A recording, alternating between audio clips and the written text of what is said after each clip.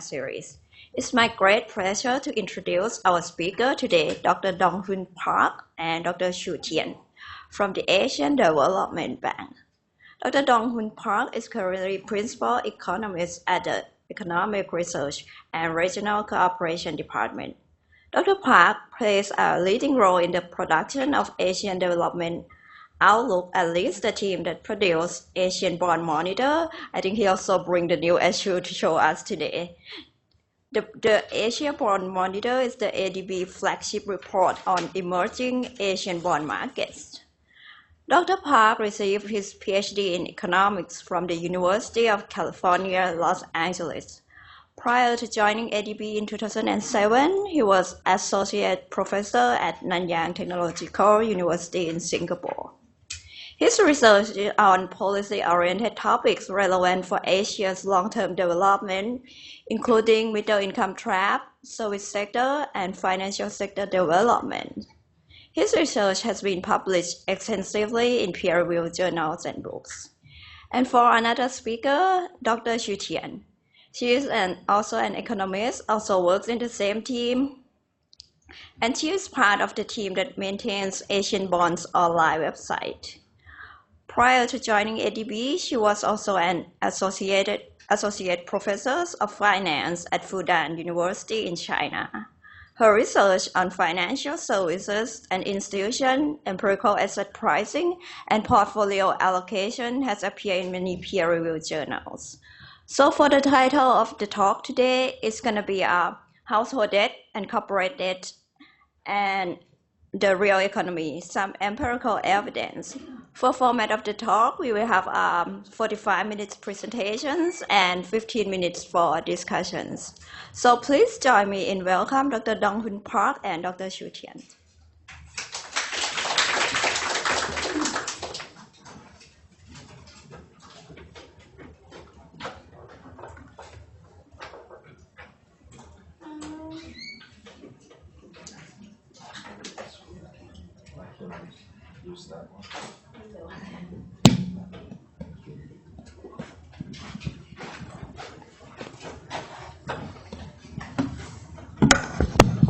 Thank you so much for that kind introduction, and thank you for having us here at the Bank of Thailand Research Seminar. I think this is our first time for both me and my colleague, Dr. Tian, doing a research seminar here at Bank of Thailand. So without further ado, let me go straight into a paper that we completed recently with an external partner. I went to UCLA together with him, Professor Kwon Shin. He's at the Korea University in Seoul, Korea. So again, the title of our paper is the Household Debt and Corporate Debt, the linkage, the effect of household debt and corporate debt on the real economy, right? That is what we seek to explore, empirically examine in this paper. So let me briefly motivate why we thought this was an interesting and worthwhile issue to explore. Well, you might recall that before the global financial crisis, right, most advanced economies, in particular, of course, the US, experienced rapid buildup of private debt. And of course, especially household debt, right? The global financial crisis originated, right, as the US subprime mortgage crisis, right? You might recall. And that, of course, led to the Great Recession, right? The persistent, I mean, some would argue its effects are being felt even today, right? The slowdown of a global economic growth momentum, okay? So what is, if you look at the general dynamics of global debt, so what is happening after the global financial crisis? Well, there is a difference. There is a noticeable difference between the dynamics of what is happening in advanced economies versus emerging market economies. In the advanced economies as a whole, led by the US and UK and others, there has been a concerted deleveraging. And as a result, the level of debt has been falling since the global financial crisis. And that's, if you think about it, intuitively plausible and not surprising at all, right? Because after all, global financial crisis, right, erupted. It originated in the advanced economies in the US. So they were the most severely affected, right, by the global financial crisis. For developing Asia, right, our financial stability at that time was not that much affected. For Asia, it was global financial crisis was not so much a financial crisis as it was a trade crisis, right? But our financial stability largely unaffected. Why? Because we did not, our banks and financial institutions did not buy, right, these toxic assets, right, these subprime mortgages and the other so-called innovations, right, that came out of Wall Street at that time and that ultimately, right, led to the global financial crisis. So because these countries, their financial systems, their economies most affected by the global financial crisis. So of course, after the global financial crisis, cleaning up the mess, right, necessarily entailed reducing debt levels. But how about emerging market economies? Well, precisely because of this central bank response in advanced economies, emergency room response, right, to the global financial crisis, you had exceptionally low, abnormally low, you might say, interest rates, right? So global low interest, global low interest rate environment, and because of that, partly because of that, we should say, emerging market economies, their debt level continued to build up. In other words, their households and the companies, right, continued to borrow, right, borrow a lot, and the debt continued to grow in emerging market economies, unlike in advanced economies. And again, that is understandable because after all, emerging market economies, right, not that much affected, right, by the global financial crisis, and we were not the epicenter, right, or origin of the global financial crisis. So what we do in this paper is we don't look at the effect of private debt buildup on financial stability, right, or financial instability, how it causes financial instability. Many papers do that. And much fewer papers, actually, much fewer research tackles the issue of what is the effect of private debt buildup on the real economy, right? That is the issue that we seek to empirically examine. And to do so, we borrow heavily from this paper. In fact, we do not claim to do anything new or original in terms of empirical methodology or empirical framework. We borrow heavily from this 2017 QJE paper by Mian Sufi Werner. So I think if you're really interested in this issue, of course, I think one thing that you might want to do is take a look at that QJE paper. In any case, our empirical framework and so forth heavily based on that. So, I mean, very broadly, I mean, if you look at the big picture, there are actually two possible effects of private debt buildup on output growth, both positive and negative, and both are actually quite plausible if you think about it. So in other words, like many issues in economics, ultimately the debate has to be resolved through empirical evidence or empirical analysis. Now let's look at why, let's just briefly discuss or explore why private debt buildup may have a positive relationship with the real economy or output growth. Well, think about what's going on right now. The fourth industrial revolution, right? This artificial intelligence, right? Nanotechnology and these kinds of drones and artificial intelligence and so forth. Right? All these exciting new technologies, right? Collective and Internet of Things, right? And so forth. All these new exciting technologies, of course, they collectively form the fourth industrial revolution. And of course, they imply at some point large profit opportunities, right? Exciting profit opportunities for companies, for entrepreneurs, for would-be entrepreneurs. So of course, to make their dream happen, right? To realize that profit potential associated with these exciting new technologies, to be the next Steve Jobs, right? So to speak, they borrow, right? They borrow, and of course, later the economy booms, so that's the basis for the positive relationship. Entrepreneurs, would-be entrepreneurs, borrow a lot to take advantage of these exciting new technologies, and that later turns into Apples and other new exciting companies and productive activities, and that boosts economic activity, and that boosts growth. So that's the basis, right, for this positive relationship between private debt buildup on one hand and the real economy on the other. So that's the positive story. But there's also a negative story. For the negative story, just think about the global financial crisis. Immediately, the period immediately before the global financial crisis, right? When Goldman Sachs and JP Morgan and all these investment banks were pushing, right? Pushing products pushing products such as MBS, mortgage-backed securities, CDOs, and all these so-called financial innovations that really did nothing to reduce risk, right? So they were entitled, but they were just a result of their pursuit of profit, right? Their pursuit of a high-risk pursuit of profit, and of course but these kinds of so-called innovations that did nothing to reduce risk in the financial system. Of course, that fundamental risk of pushing mortgages to people, to households who shouldn't be buying houses, that risk cannot be repackaged away or innovated away. So, of course, the end result was predictable, right? Boom, the global financial crisis, and the effects of that global financial crisis on the real economy, many would argue, being felt even to this day, right? So that's clearly this kind of credit, supply-driven credit booms, right, by lenders pushing loans to companies and people, households who should not be borrowing so much.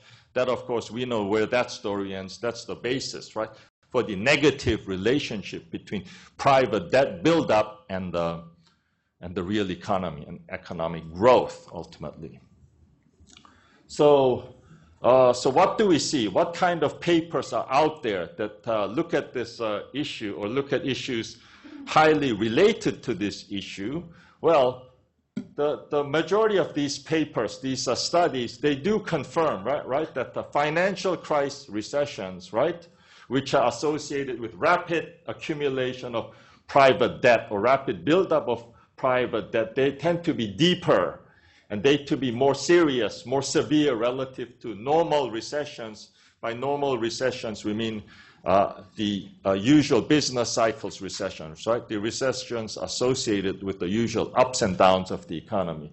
So some of these, and all of these are pretty strong papers, by the way. JST, right, 2013. CKT, 2012.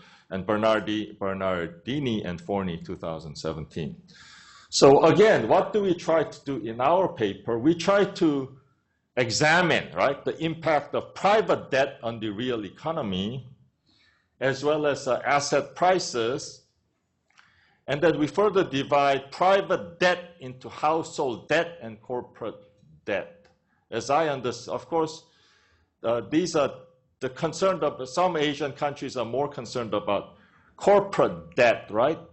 This is China, for example, right? I mean, there's still a lot of unproductive investment, right? Resulting in white elephants, right? To put things very simplistically, and the government and PBOC are trying to clean up that mess right now, and they're being quite effective in that endeavor. But in any case, corporate debt buildup is the much bigger concern in China, right?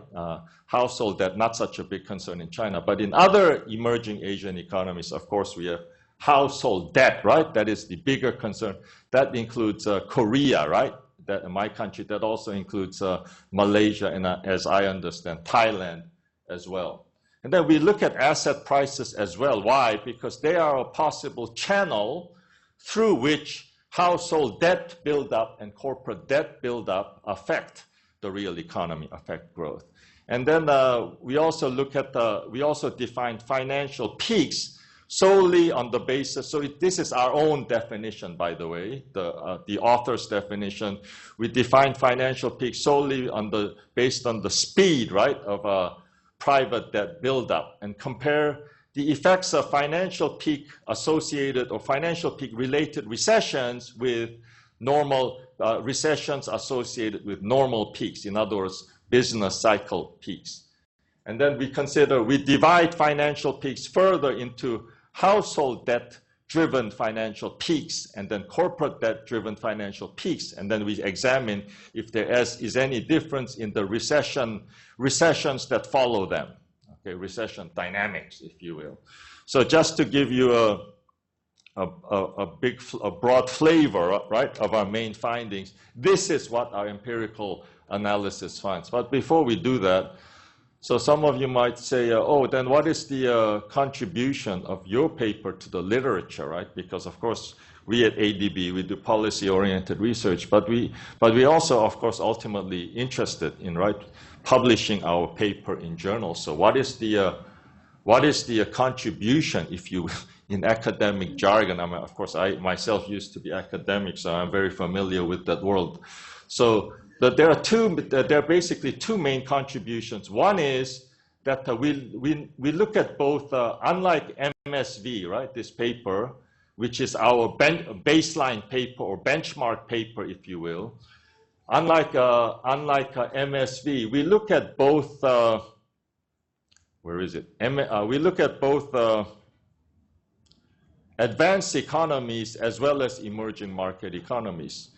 MSV does that too, but their sample includes much fewer emerging market economies. So their sample you can say is basically an advanced economy sample. So we extend the sample that way, and on top of that, when we look at the real economy, we not only look at output, but we also look at consumption and we also look at investment. So that's what we try to do in this paper. That's how we extend the MSV paper in a way, to make it more relevant to emerging market economies, number one, and number two, to not only look at output when we look at the real economy, but also look at consumption and also look at the investment.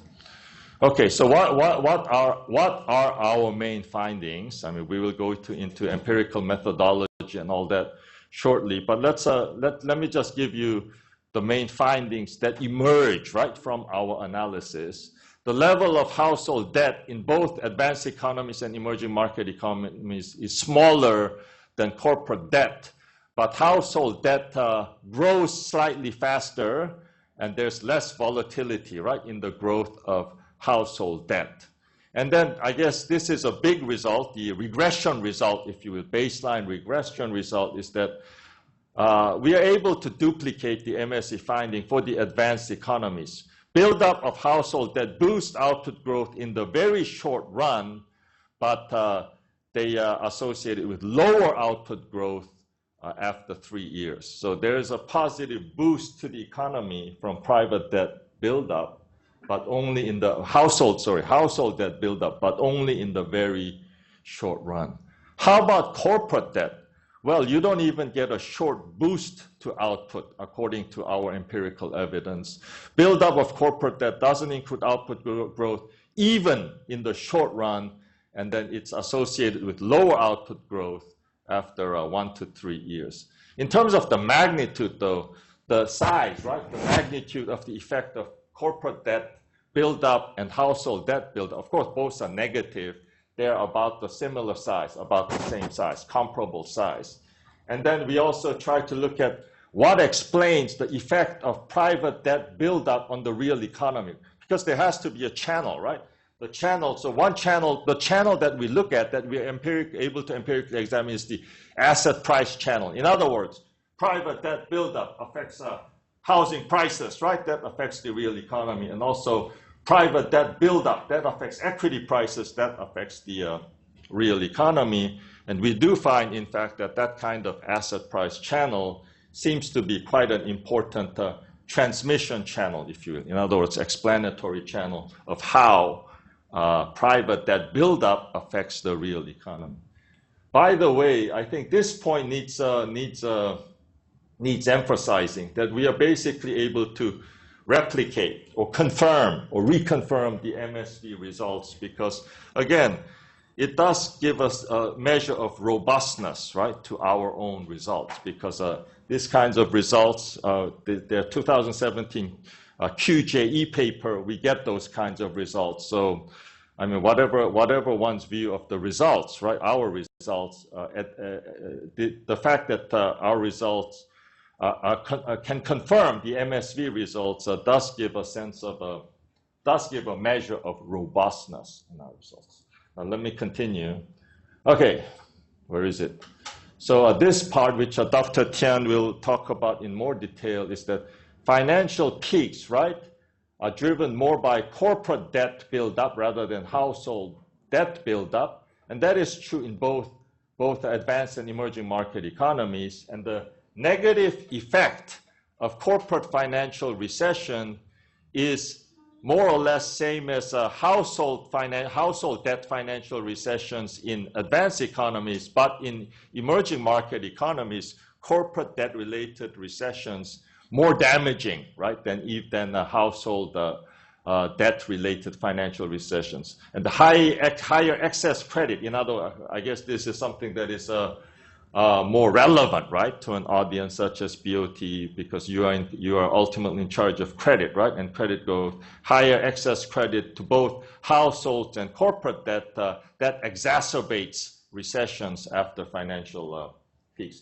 Now let's go into the empirical analysis very quickly. The data, our data is from BIS, private debt, right?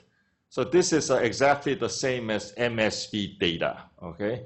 Except that we are able to increase the number of emerging market economies, right? And private debt, we divide further into household debt and the corporate debt for 21 advanced economies and 17 emerging market economies from 1990, right, to 2016.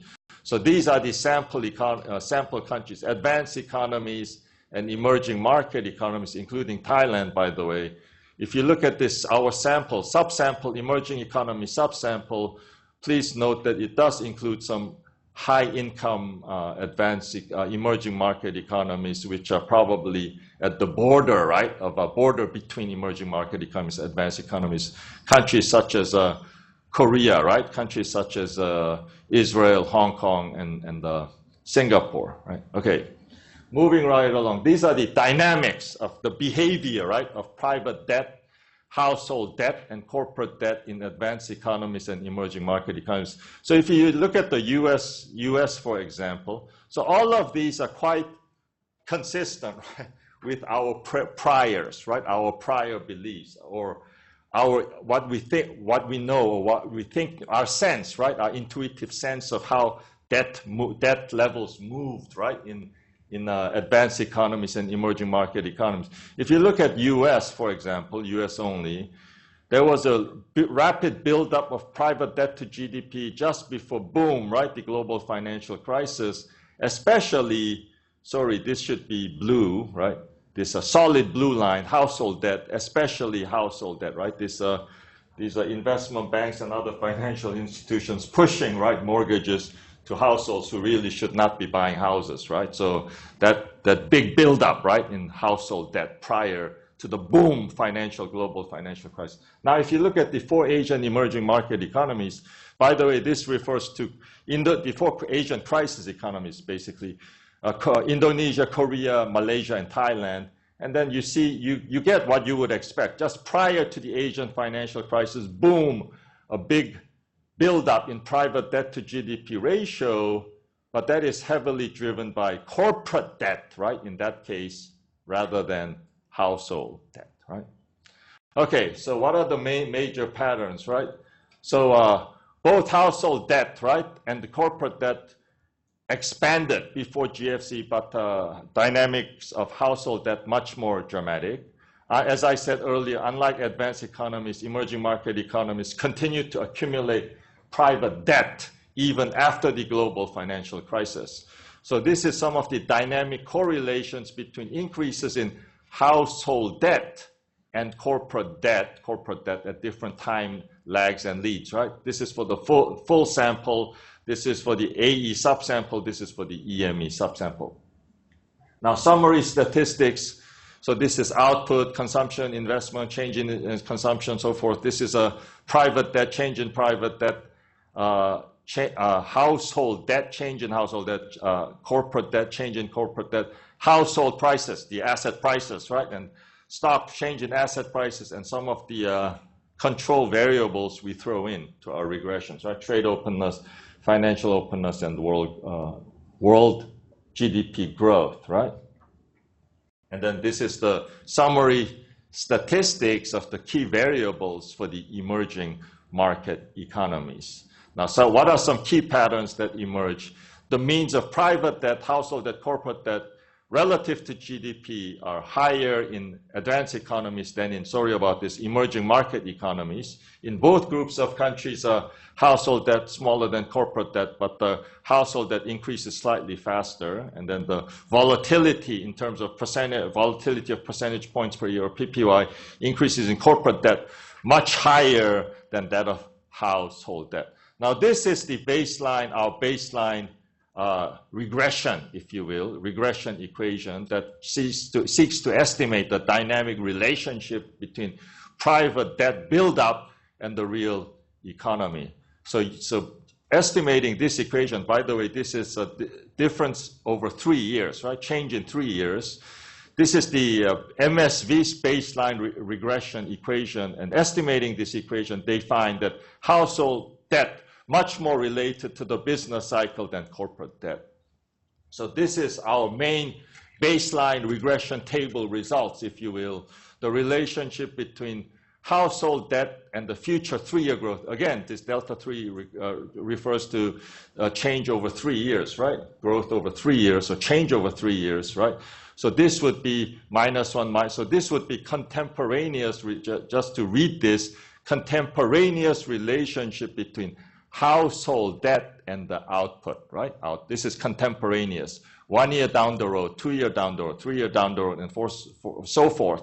And similarly for corporate debt, this is the contemporaneous relationship between change in corporate debt and 3-year change in corporate and 3-year change in output, right? So this is for advanced economies, and this is for the emerging market economies, contemporaneous and then future, right? 1 year on, 2 year on, and so forth.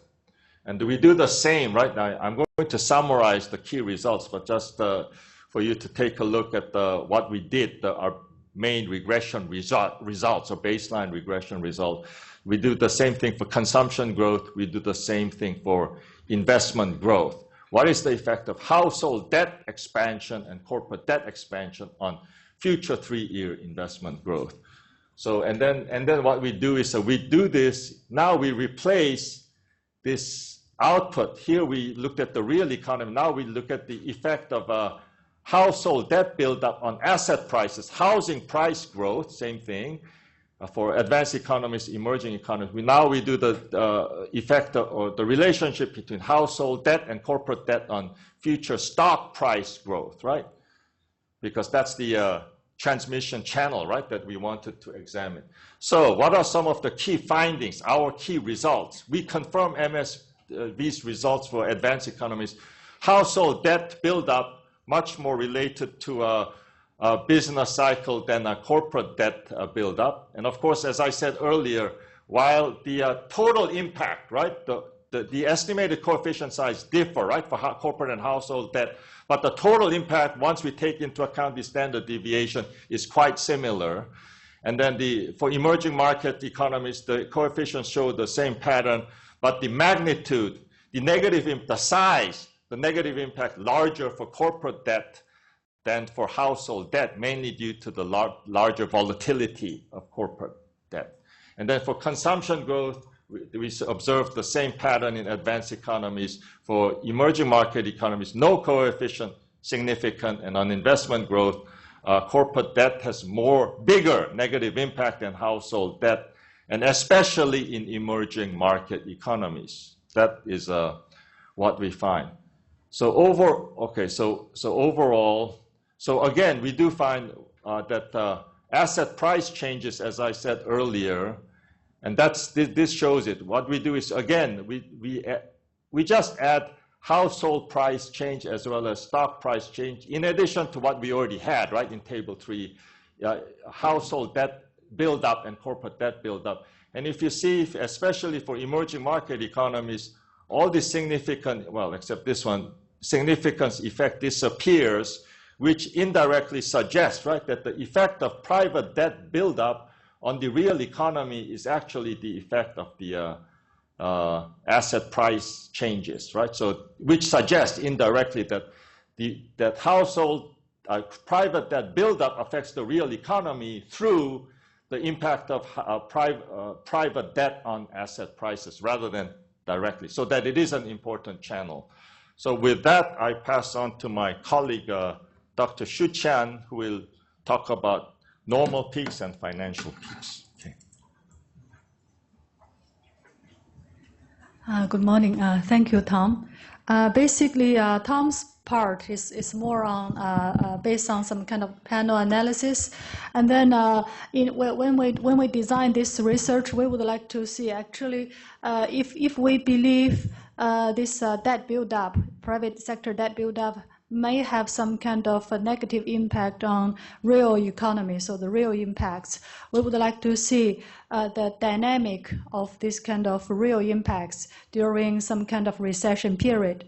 So that is how we try to extend our analysis to put them in a session when we are focusing on expansions and recessions. So that's how we conduct the second part of the research. In general, to start, we need to locate the events. So basically, in terms of naming these events, we try to identify some peaks in business cycles. And then we believe some of the business cycles might be more related to build up in private sector debt. So that's how we further define some of the normal business cycles that might be driven by private sector debt buildup, which we name financial peaks. So this is largely how we define these peaks. So normal peaks, and then some of the normal peaks might be driven by private sector buildup. So what we do is very common practice. We just use HP filter to identify those normal business cycles. So there are peaks, right? So all these peaks we identify, and then we name them as peaks. And then some of the peaks we believe might experience some kind of fast buildup of private sector debt. So how we do this? We try to compare. So actually there is annual changes or growth in this private sector debt during this expansion period. So for every peak, if during the expansion period, the buildup in private sector debt is above the entire sample median, we believe this expansion seems to be witnessing some kind of relatively faster buildup in private sector debt. And then we believe this might contribute to some kind of difference in this peak. So for such a peak, which experience faster private sector buildup in the expansion period, we name them as financial peak. And then the remaining peaks, we just use them as a normal peak. So there are some kind of benchmark is normal peak, and then those with faster buildup in private sector debt, we call them financial peak. So that's how come we come up with two type of peaks. And then this kind of idea is generally based on this GST 2013. And then we further extend this GST 2013 by further compare this aggregate financial peaks, right? Some financial peaks might witness more faster build-up in household debt. Some financial peaks may witness more faster build-up in corporate debt. So we further disaggregate those. So how to define if during a financial peak, so it's already a financial peak, right? And then of course, for the financial peaks, we have both data on corporate and household debt build-up. And then we will see if a financial peak witness a faster corporate debt build-up than household debt. So we name it corporate debt driven. So corporate debt driven financial peak. And then if a financial peak witness a faster growth of household debt than corporate debt build-up, then we classify it as a household debt driven financial peak. So in general, peaks, so financial peak, normal peak, financial peak, two sub classification, two subgroups. corporate debt-driven financial peaks and household debt-driven financial peaks. And then we will see later, so with this disaggregation, we will see how their particular impact on economic activities. So this is actually how we try to gauge the impact. This is from JST 2013. So basically, it's just when there are a shock happens here, delta, and then how this may influence the cumulative indicators in real terms. In particular, in empirical design, we try to look at the per capita real GDP growth, per capita real investment, per capita real consumption. So this is actually the empirical design similar to GST. So what we do here is for every peak we try to gauge the changes 1 year, 2 year, 3 year, 4 year, 5 year during the recession period or after the peak, right? Recession period. So 1 year change in real per capita GDP, a 2 year change in real per capita GDP, and then so forth. And then this line is actually consumption. This one is investment, so the real effects. And then we try to see whether it is a normal peak or financial peak. Here, this is a dummy, and then you may wonder how come two dummies interpose, right? We drop the constant. So you either have constant or one dummy, or you have two dummies, no constant. So it's the same thing. So here, what we are trying to see is we try to gauge the impact of the cumulative impact of this of financial peaks or normal peaks on this recession period real activities. So what we can tell, it seems, right? This is an advanced economy sample. It seems that the financial peaks that seems to have a more severe impact, negative impact on the real economic activities. And in some circumstances, the difference, here, the F test here, this one and this one, is trying to see whether there is a significant difference between normal peak and financial peaks on these real economic activities. So basically, it can be seen, it seems that, there is a significant difference of financial peaks and normal peaks in terms of real GDP per capita growth. However, the difference is not that so significant for consumption and investment. And then we further try to expand to include emerging markets. And you may ask why you didn't conduct a separate subsample for emerging markets. Not enough observation.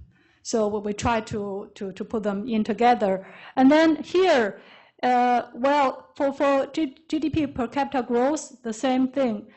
Financial peak seems to be more damaging compared to normal peak in terms of GDP growth. And then the difference is significant between the two type of peaks. And then again, consumption is not that significant, and investment not that significant. Yeah, investment is significant. So basically, growth and investment, we see significant post-peak dynamics between normal and financial peaks. So here is a summary. So it seems that, if you compare the recession dynamics of real economic activities during the post-peak recession period, 1 to 5 year horizon, you will see actually the cumulative change in output and investment seems to be more weaker following a financial peak compared to normal peaks. And then because after the emerging market is included, investment becomes significant. So we believe the emerging market may suffer more in terms of investment. Investment slow down during the recession following a financial peak. And then further, the previous results actually we replicate GST. And then how we extend is we try to further see, if financial peaks tends to be more harmful, and then whether this is driven by household debt or corporate debt. So that is our marginal contribution based on GST 2013. So we try to further divide the financial peaks into household debt and corporate debt, as I just explained. And then we try to enter them separately. So here, normal peak, and then household debt-driven peak, financial peak, and then corporate debt-driven financial peak. So all of them are in. And then here, because we now need to compare different scenarios. So this F-test is whether a household is different from normal, or whether corporate financial peaks different from normal. And then this one is actually whether household-driven financial peaks have similar impact of corporate-driven financial peaks. So we just try to compare the three differences and then try to see their impacts. So the top panel is advanced economies. The bottom panel is including emerging markets. All the indicators are GDP growth. So let's take a look. So it seems, the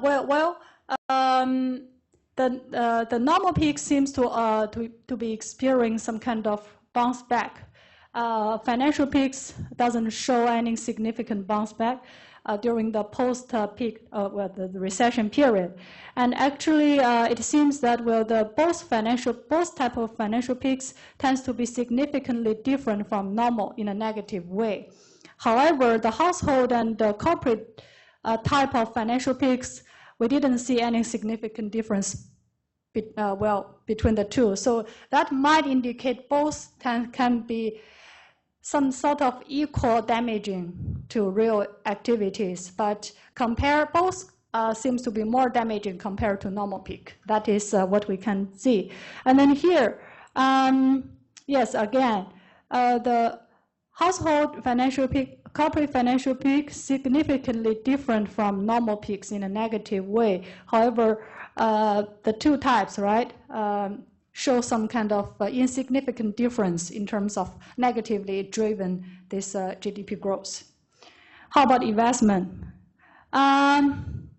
Investment seems to be, less clear for advanced economies. So basically, we didn't, we can see actually the difference between household debt from normal and corporate debt from normal becomes less significant. In particular, this corporate debt seems to be less damaging in this advanced economy sample. However, if we introduce emerging markets in, actually the same story holds.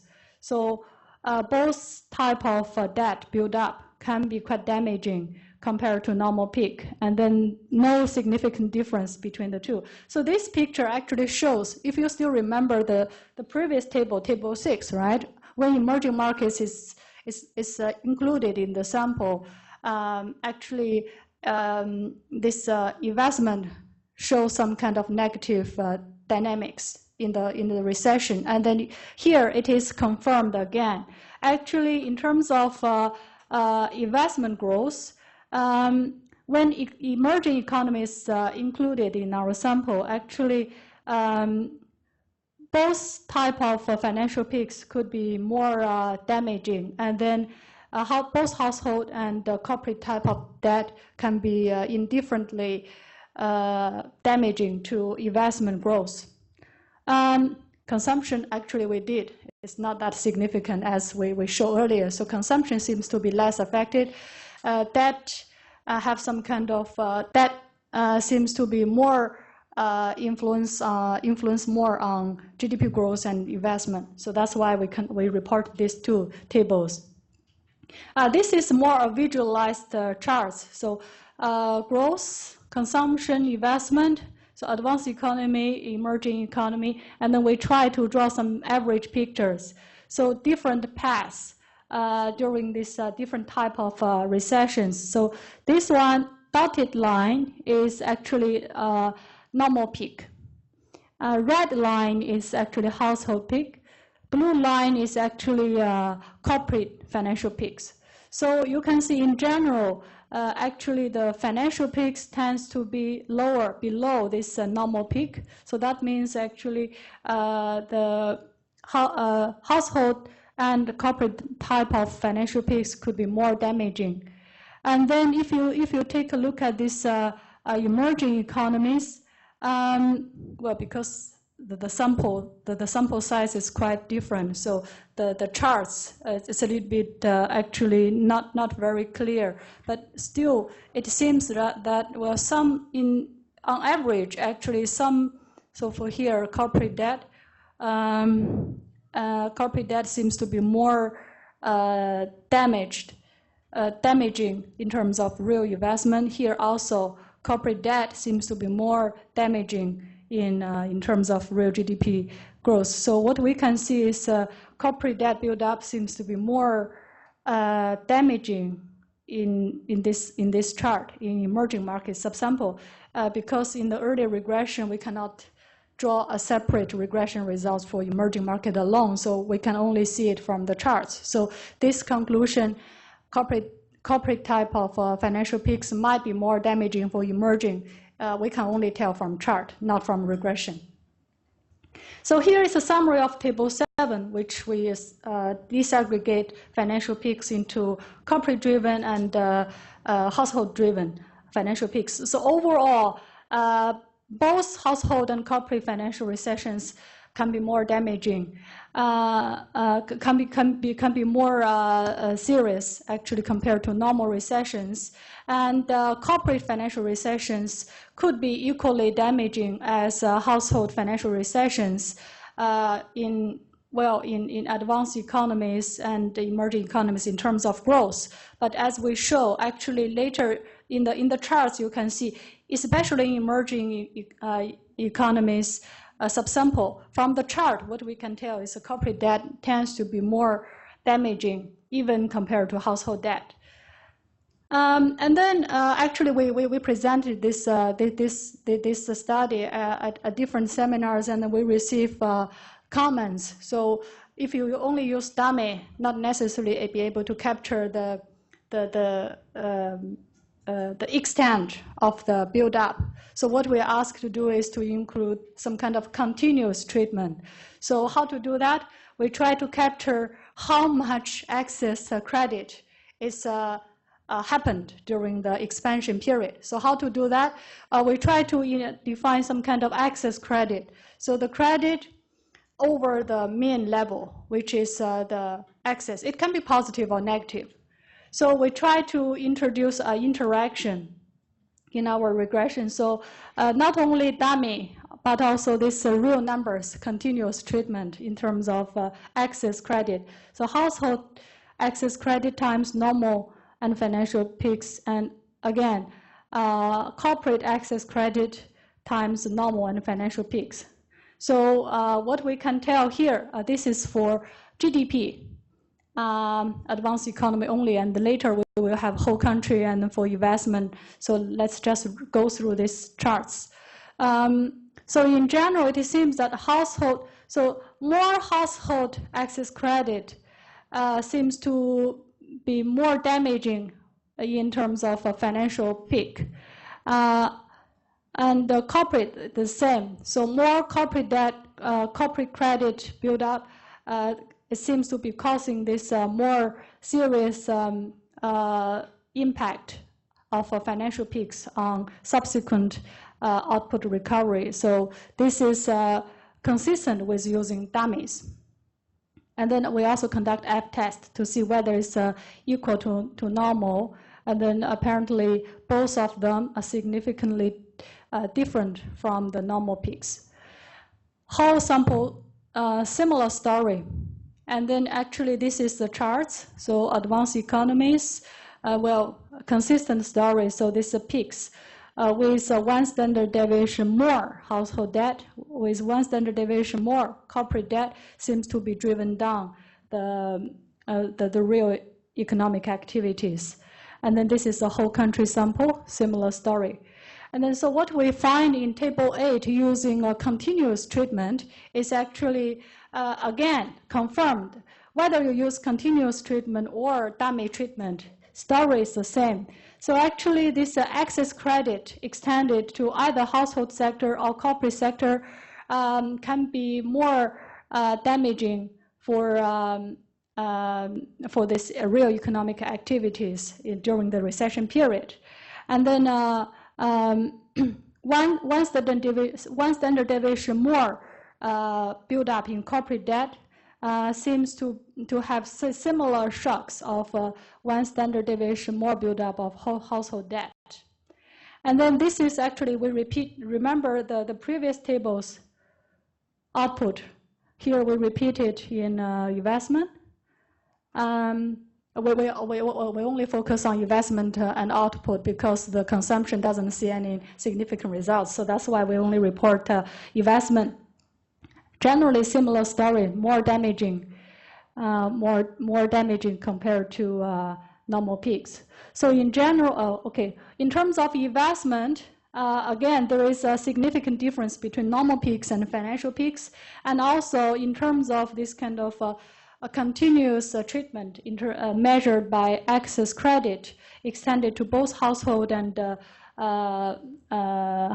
corporate, we can see actually excess credits seems to be causing more damage during this recession period. And one standard deviation more household debt seems to be less damaging compared to one standard deviation more corporate in emerging markets. So in other words, corporate debt tends to be more damaging in emerging markets.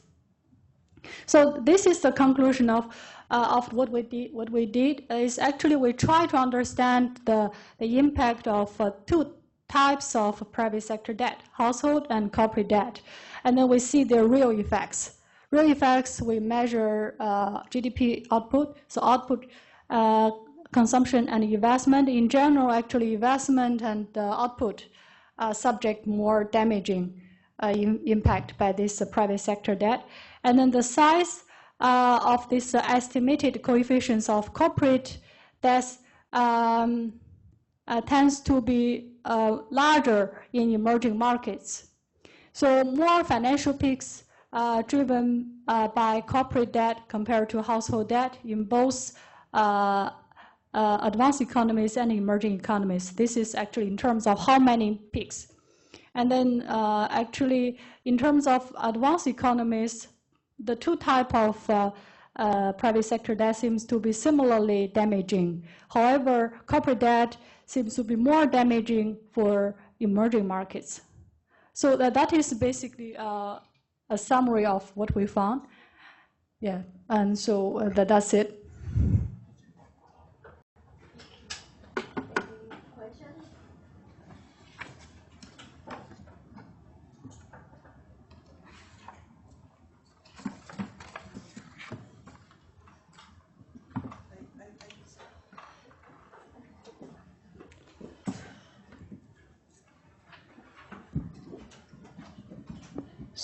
So it seems that the impact of household and corporate debt on real economy you mentioned is through the mechanism of asset prices, right? As well as asset prices, right, including housing as well as stock prices, yes, right? True. So these seem to be not confirming from what we found. So at our institute, we have done quite a bit of study on household debt, disaggregating in terms of where people have the debt on. It turns out that most of the Thai people household debt is on non-secure loan, right? Not investment, not productive loans, basically.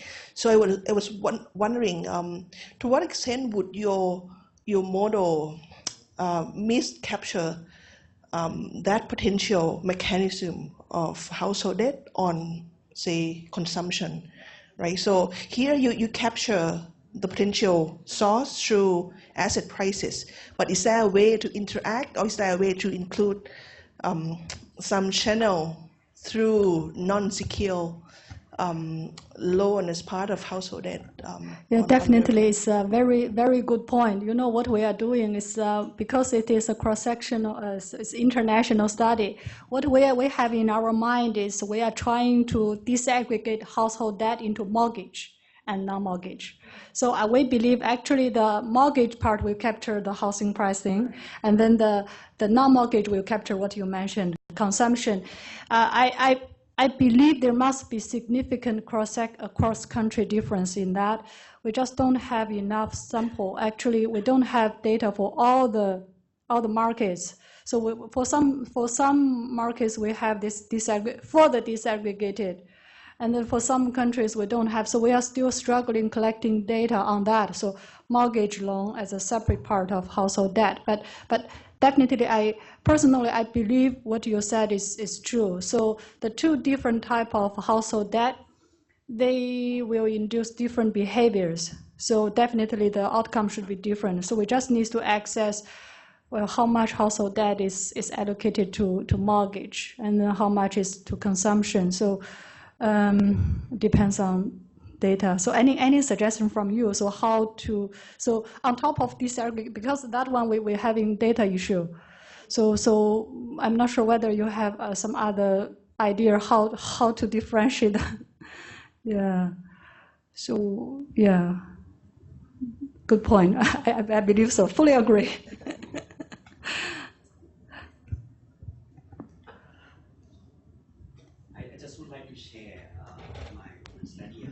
Yeah. I have a very simple model for the household debt build up and consumption, but I use the data from the survey, which is not the aggregate data.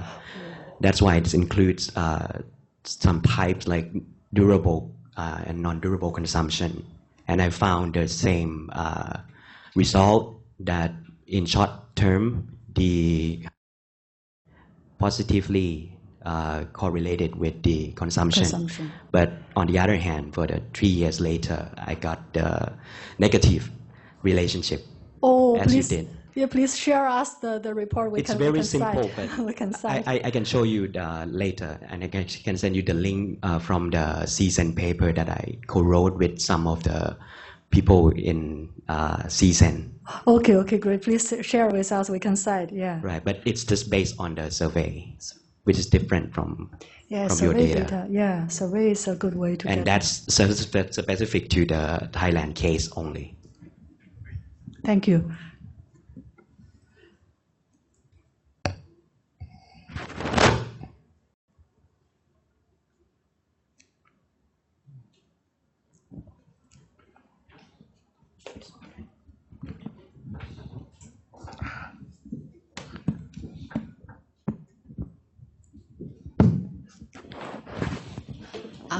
So I have questions about the behavior of the lender. So during the crisis, they tend to have the policy to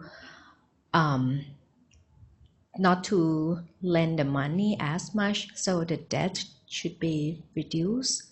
So how do you capture the endogeneity in this study? So the effect of the crisis on the level of the debt itself. Actually, it's based on. Let me think about your point. So actually, your point is during the recession period, right? Finance is significantly reduced because of this kind of over leverage, right? So you believe that kind of reduce in external finance will automatically will also cause decrease in the output. Real. Tom, do you have any? Yeah, I need to think about that. Yeah, so I think we must have think about how to reflect that. Let me think. I cannot give you an immediate, so maybe Tom, I'll put it down. But this is the first time we got that question. I need to think about this. So, the leverage in Well, recession. this does not directly answer your question, but some comments, right, we got elsewhere was because our results, if you think about it, are quite counterintuitive, because intuitively, right, you would think, right, that debt, right? That buildup would have a positive effect on output growth in the short run, right? And even for that, our evidence is very limited, right? Which is why even at ADB internal seminars, there were many comments like, "Oh, your results are very counterintuitive. What is going on?" But one suggestion, right, was that to somehow isolate the global financial effect of the global financial crisis, because global financial crisis, right, that really led to a massive reduction in output, right? So that had a pronounced effect on output. So somehow that might be driving our overall results of private debt buildup, right? Not having a positive effect on output growth even in the short run. So that is one way one additional, right, analysis that we planted. Also, I think this was raised a few days ago at Bank of Korea, adding some lag terms, right? Yeah. Would help to address this kind of endogeneity issues, right? But that may significantly reduce the sample size. In other words, when you saw the baseline regression, right? Yeah, go ahead. Oh, I just come up something. I'm not sure whether I'm right, but this is definitely a good question. First of all, I think this is not become an issue in this QGE paper. There must be a reason why the referee didn't ask. But from what I can see, because it is the peak, right? The financial. We are already using this kind of filter to remove the common components in growth. So what is remained, it should be the additional part. I'm not sure whether the decrease in external finance will already be accounted by this. The common part, so which might be already dropped out. But let me further think about it. I think there must be some reason why this setting, this design is in QGE. I think they must address some kind of endogeneity thing. So I just need to double think. But I believe it might already dropped off by the filter thing. Yeah, but good point. Thank you.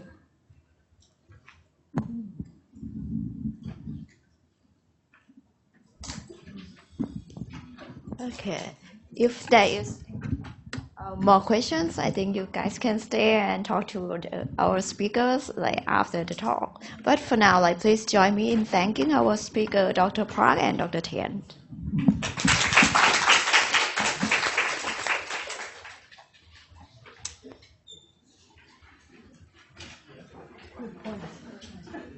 What is the